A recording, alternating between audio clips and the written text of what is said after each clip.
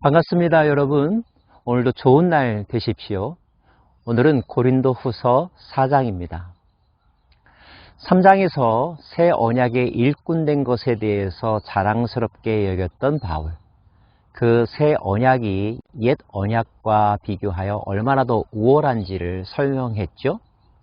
4장에서 바울은 그 새 언약의 일꾼으로서 자신이 어떻게 사역했는지, 그리고 새 언약의 일꾼이 전해야 될 가장 중요한 핵심 메시지가 무엇인지를 우리들에게 설명해 주고 있습니다. 그러므로 우리가 이 직분을 받아 긍휼하심을 입은 대로 낙심하지 아니하고 이에 숨은 부끄러움의 일을 버리고 속임으로 행하지 아니하며 하나님의 말씀을 혼잡하게 하지 아니하고 오직 진리를 나타내므로 하나님 앞에서 각 사람의 양심에 대하여 스스로 추천하노라. 낙심하지 아니하고 속임으로 하지 아니하고 하나님의 말씀을 혼잡하게 하지 아니하였다라고 말합니다. 일꾼으로서 당연히 마땅히 가져야 될 자세이고 노력의 내용인 줄로 압니다. 자, 그렇다면 언약의 일꾼들이 전해야 될 메시지는 무엇일까요? 우리는 우리를 전파하는 것이 아니라 오직 그리스도 예수의 주되신 것과 또 예수를 위하여 우리가 너희의 종된 것을 전파함이라. 새 언약의 일꾼들이 전해야 되는 것은 바로 예수님에 대해서입니다. 예수님이 누구십니까? 하나님의 아들, 주 그리스도이십니다. 하나님의 독생자요, 하나님의 DNA를 가지신 분이라는 뜻이죠. 주, 통치자이십니다. 만물의 통치자. 하늘과 땅의 모든 권세를 가지신 분이 예수님이라는 사실. 그리스도, 메시아, 모든 인간 문제의 해결자가 되시는 분, 그분이 바로 예수님이라고 하는 것을 전파하는 것. 이것이 새 언약의 일꾼들이 해야 될 메시지입니다. 더불어서 우리가 바로 그리스도의 종이라는 것, 너희를 위하여. 즉, 이 세상에 아직 예수를 알지 못하는 사람들에게 예수님의 종이 되어 예수님을 전하는 것. 그러나 우리가 대단한 것이 아니라, 우리가 칭찬받을 존재가 아니라 우리는 다만 그리스도의 종에 지나지 않는다는 것을 고백하는 것. 이것이 새 언약의 일꾼들이 전해야 될 메시지라는 것입니다. 신앙의 위대한 선배들이 바로 이 역할을 잘 감당했기 때문에 오늘 저와 여러분은 예수님에 대하여 알게 되었고 또 그분들과 마찬가지로 예수를 하나님의 아들, 주 그리스도라고 고백하며 살아가고 있습니다. 얼마나 감사한지요. 우리는 이렇게 복음의 빚진 자들이고 사랑의 빚진 자들이죠. 빚은 갚아야 되겠죠? 어떻게 갚을까요? 예, 그분들에게 고맙다라고 말하고 그분들의 사역을 후원하는 것도 갚는 일입니다. 또 하나는 우리가 다른 사람에게 우리가 들은 바 복음을 전파하는 것, 이것이 복음의 빚을 갚는 일입니다. 이 빚 갚는 과정들을 통하여 하나님의 나라는 확장되어 갈 것이며 하나님은 기뻐 영광 받으실 것입니다. 우리 모두 바울처럼 그 언약의 일꾼으로서의 올바른 자세와 언약의 일꾼들이 해야 될 일들을 잘 감당하는 신실한 주의 백성들 되기를 간절히 소망합니다.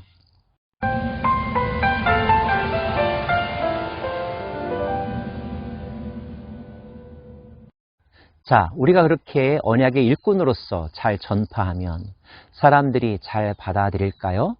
어두운 데서 빛이 비치라 말씀하셨던 그 하나님께서 예수 그리스도의 얼굴에 있는 하나님의 영광을 아는 빛을 우리 마음에 비추셨느니라.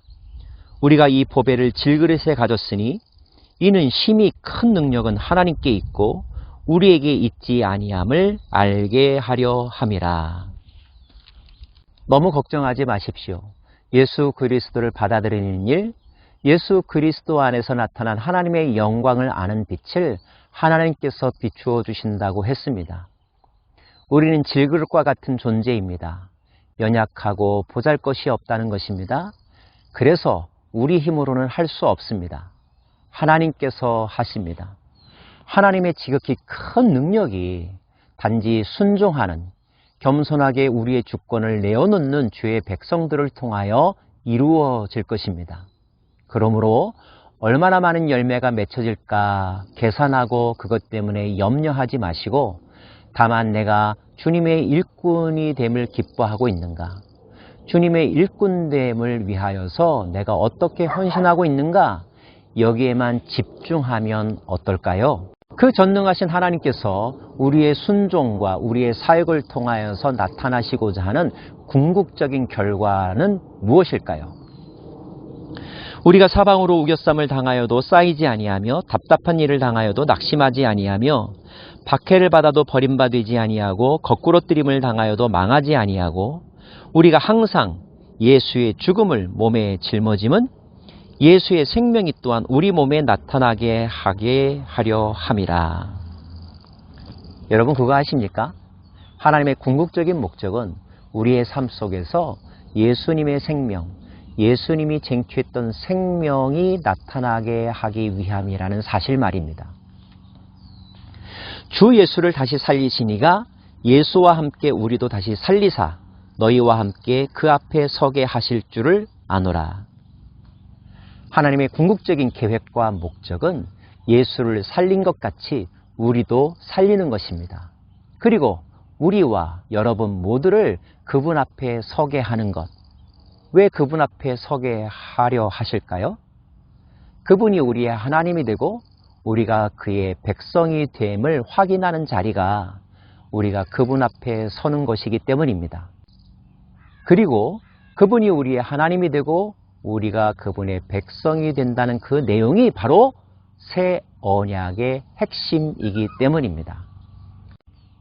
즉 다시 말하면 하나님이 우리와 맺은 언약을 성취하는 것이 그분의 성품이며 그분의 본질인데, 그 언약의 성취를 위하여 우리를 살리실 것이고 우리를 살리기 위하여 우리 안에 예수님을 심어주셨고 그 예수를 살린 것 같이 우리도 살려주실 것이라는 것입니다.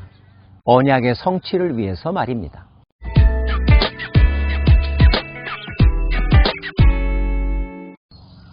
자, 그렇다면 우리가 집중해야 될 것은 무엇일까요? 우리 안에 주님을 잘 모시는 것입니다. 하나님의 아들 예수 그리스도를 우리의 마음의 중심 가운데, 우리의 삶의 중심 가운데 잘 모시는 것입니다. 모신다는 것은 영접한다는 뜻이요, 신뢰한다는 뜻입니다. 믿는다는 뜻입니다. 그 예수님을 잘 믿고 그 예수님과 동행한다면 예수를 살리신 그분이 우리도 살려주실 것입니다. 왜냐하면 우리 안에 계신 그 예수님께서 살아나셨기 때문에 그분과 하나 된 우리도 더불어 살아날 수밖에 없다는 거죠. 그러므로 우리가 낙심하지 아니하노니 우리의 겉사람은 낡아지나 우리의 속사람은 날로 새로워지도다. 우리가 잠시 받는 환난에 경한 것이 지극히 크고 영원한 영광에 중한 것을 우리에게 이루게 함이니 우리가 주목하는 것은 보이는 것이 아니요 보이지 않는 것이니 보이는 것은 잠깐이요 보이지 않는 것은 영원함이라. 보이는 것은 종이에 쓰여진 것, 돌에 쓰여진 것, 보이지 않는 것은 마음에 새겨진 것, 성령으로 인하여 이루어진 사건을 의미합니다. 성령으로 말미암아 이루어진 사건이 우리를 영원으로 인도하고 온전함으로 인도합니다. 우리는 그 성령으로 말미암아 예수 그리스도 안에서 체결된 새 언약의 백성이 되었습니다. 어떻게요? 그 예수님을 영접함으로 말이죠. 그러므로 그 예수님이 함께한 우리의 속사람, 다시 말하면 예수님 안에서 거듭난 새 사람은 성령으로 말미암아 날로 새로워지며 성장하며 그 언약의 성취라고 하는 온전함을 위하여 나아가게 될 것입니다. 성령께서 책임져 주시고 그 일을 행하실 거예요. 우리는 그러므로 불필요한 걱정을 하지 말고 우리의 관심은 보이지 않지만 분명히 존재하시는 성령님, 예수님의 영, 하나님의 영, 그분에 사로잡혀서 그분과 함께 동행하는 삶을 날마다 살아가면 되는 것입니다. 입술로 고백하고 마음으로 믿고 우리의 삶과 행동과 의지로 그것을 인정하며 살아간다면 우리는 장차 하나님의 영광의 형체로 변화하게 될 것이요. 영광에서 영광으로 이르는 놀라운 순간을 맞이하게 될 것입니다. 이것이 우리가 기뻐할 이유요, 자유롭게 모든 것에 자유로울 수 있는 이유입니다. 걱정과 염려와 병과 가난으로부터 자유로울 수 있는 이유는 성령님과 더불어 동행하는 순간 그 마지막에 주님의 영광의 형체로 변한다는 이 확실한 진리가 있기 때문인 것을 오늘도 마음속에 잘 기억하시기를 바랍니다. 기도하겠습니다. 오 하나님, 우리의 미래를 보여주시니 감사합니다. 그 미래가 성령님 안에서 이루어질 것임도 보여주시니 더불어 또한 감사드립니다. 이 사실이 우리들에게 얼마나 큰 기쁨과 격려와 용기가 되는지요. 우리는 우리 안에 계신 주님과만 동행하면 나머지 모든 것들이 다 완성될 것임을 믿습니다. 그날이 올 때까지 주님과 온전히 하나 된 삶을 살아가는, 거기에만 집중하는 저희들 되게 하여 주옵소서. 예수님 이름으로 기도합니다. 아멘.